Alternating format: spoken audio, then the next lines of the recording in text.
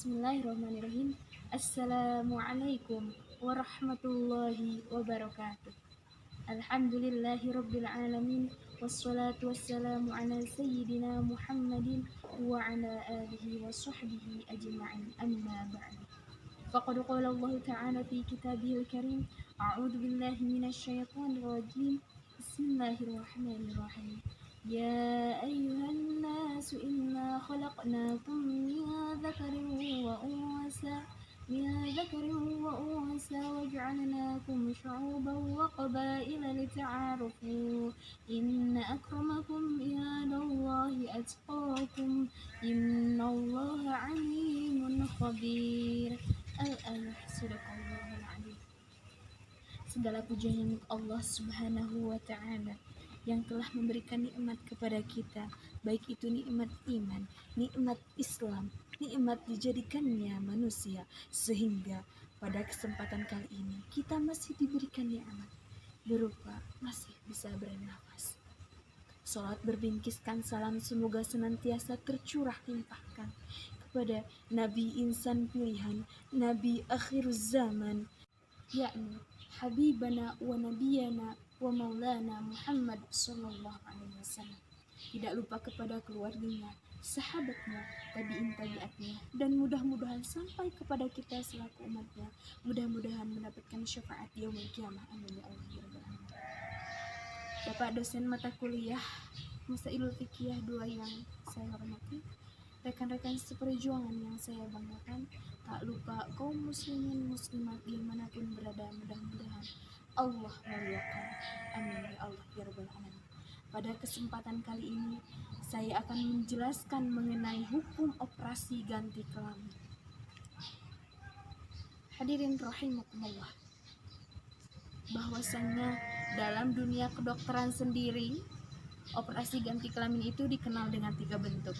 Yang pertama, operasi ganti kelamin yang memang dilakukan oleh orang yang sejak lahir itu mempunyai kelamin normal. Artinya, dia sebagai seorang perempuan mempunyai farji dan laki-laki mempunyai zakar. Yang kedua, yaitu operasi penyempurnaan kelamin yang memang dilakukan oleh orang yang sejak lahir mempunyai kelamin tetapi tidak sempurna atau tidak normal. Contohnya seperti seorang perempuan yang mempunyai vagina, rahim, dan ovarium tapi tidak mempunyai lubang vagina. Yang ketiga adalah operasi pembuangan kelamin. Artinya ini dilakukan oleh yang sejak lahir itu mempunyai kelamin ganda ataupun kelamin 2. Ya, mempunyai zakar juga mempunyai farji. Seperti itu. Lalu bagaimana menurut para ulama mengenai hukum operasi ganti kelamin? Nah, para ulama mereka semua sepakat bahwasanya operasi ganti kelamin itu ada yang diharamkan dan juga ada yang diperbolehkan. Yang pertama, yang diharamkan itu adalah operasi ganti kelamin yang dilakukan oleh orang yang memang sejak lahir itu mempunyai alat kelamin normal. Tadi sudah disebutkan bahwasanya seorang perempuan mempunyai farji dan laki-laki mempunyai zakar ataupun penis seperti itu, yang sesuai dengan kelamin organ dalam seperti itu. Lalu apa dalil yang mengharamkan operasi ganti kelamin? Yang pertama yaitu Quran surah Al-Hujurat ayat 13. A'udzubillahi minasyaitonirrajim. Bismillahirrahmanirrahim. Ya ayyuhan nasu inna khalaqnakum min dzakari wa unsa wa ja'alnakum syu'uban wa qabaila lita'arafu inna akramakum indallahi atqakum innallaha alimun khabir. Wahai manusia, sesungguhnya kami telah menciptakan kalian dari laki-laki dan perempuan, dan kami menjadikan kalian berbangsa-bangsa, bersuku-suku supaya saling kenal mengenal. Sesungguhnya manusia di antara kalian yang paling mulia di sisi Allah adalah manusia yang paling bertakwa di antara kalian. Sesungguhnya Allah Maha Mengetahui lagi Maha Mengenal. Dari ayat tersebut mengajarkan mengenai prinsip equality before God and love. Artinya bahwasannya kedudukan manusia di hadapan Allah dan hukum itu semuanya sama. Dan yang menyebabkan tinggi dan rendahnya kedudukan manusia di hadapan Allah itu bukan dilihat dari jenis kelaminnya, bukan dilihat dari perempuan ataupun laki-lakinya, bukan dilihat dari kekayaan baik itu kaya ataupun miskin, bukan dilihat dari kedudukannya, bukan dilihat dari pangkat, bukan dilihat dari bahasa, suku, budaya, dan lain sebagainya, melainkan dilihat dari segi ketakwaannya terhadap Allah Subhanahu wa Ta'ala. Inna akramakum indallahi atqakum. Maka dari itu, kita sebagai seorang manusia seharusnya bersyukur kepada Allah Subhanahu wa Ta'ala atas apa yang telah diberikan Allah kepada kita. Ya, dengan cara apa? Dengan cara kita menjalankan kewajiban kita sebagai manusia dan menjauhi larangan apa yang telah Allah larang tanpa mengubah jenis kelamin. Ya. Lalu dalil yang kedua itu apa? Dalil yang kedua yang mengharamkan operasi ganti kelamin adalah Quran Surah An-Nisa ayat 119. A'udzubillahi minasyaitonirrajim. Bismillahirrahmanirrahim. Wala udhillannahum wala umanniyannahum wala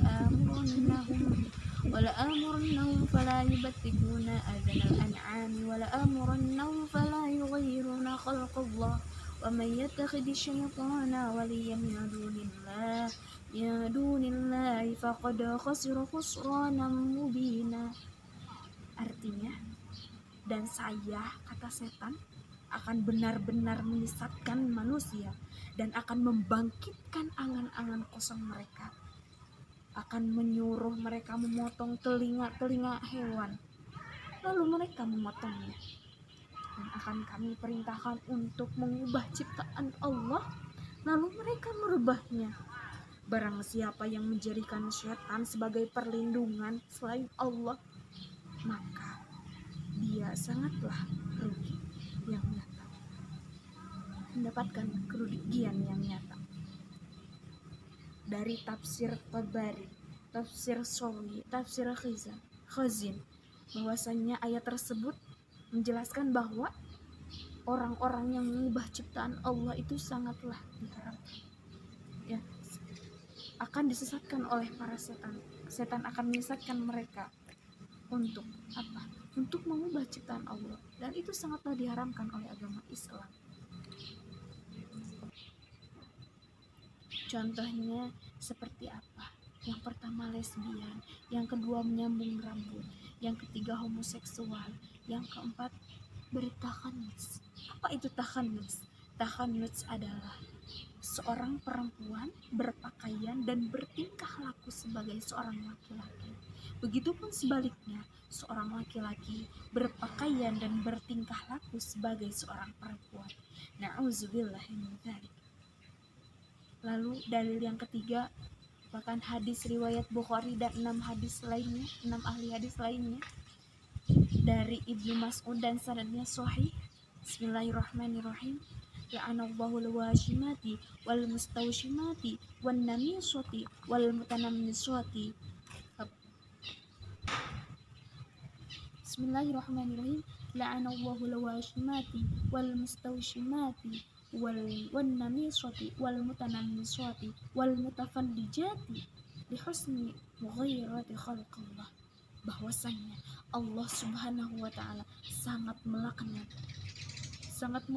mengutuk siapa? Mengutuk wanita yang menggunakan tato, tukang tato, kemudian yang meminta ditato, kemudian yang menghilangkan bulu mata, dan yang meminta dihilangkan bulu mata, dan yang memotong giginya. Semua itu dilakukan untuk mempercantik diri dengan cara mengubah ciptaan Allah.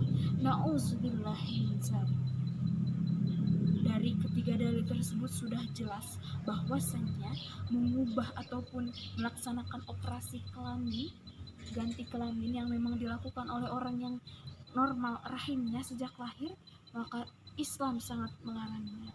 Allah akan melakukannya. Na'udzubillahi min dzalik.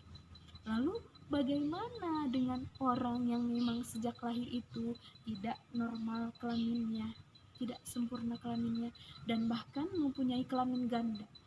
Apakah boleh melaksanakan operasi ganti kelamin?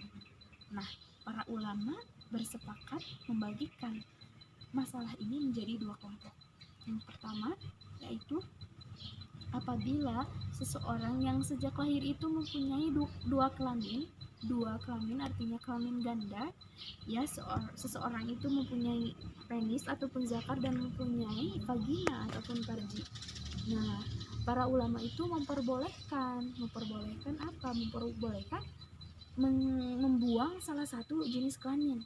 Dengan cara apa? Dengan cara menghidupkan kelamin yang satu dan mematikan kelamin yang lainnya.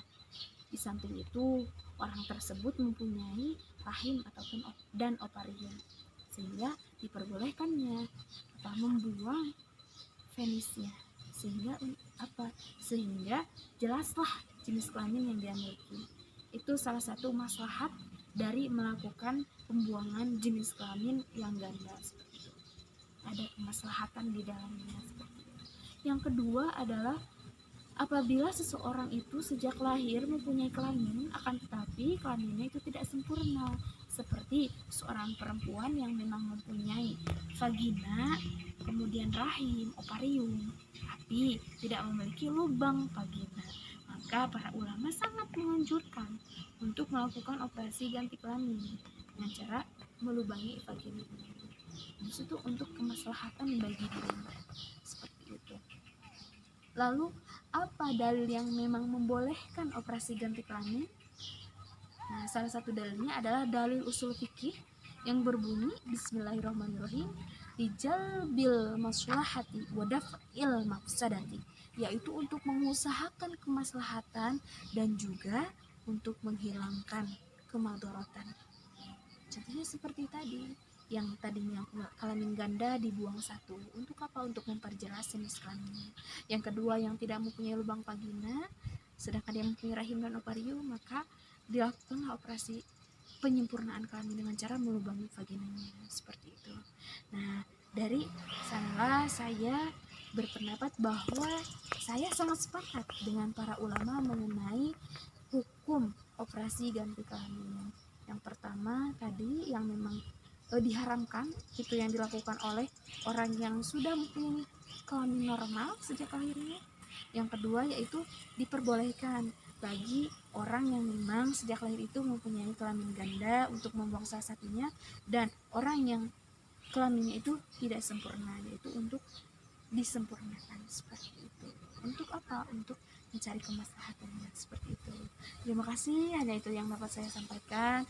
Kurang lebihnya mohon maaf, yang benarnya datang dari Allah Subhanahu wa taala, yang salahnya kesalahan ataupun kebodohan dari saya sendiri. Hasbunallahu wa ni'mal wakil, ni'mal maula wa ni'man nasir. Hadanallahu wa iyyakum ajma'in. Wallahul muwaffiq ila aqwamit thoriq. Wassalamualaikum warahmatullahi wabarakatuh.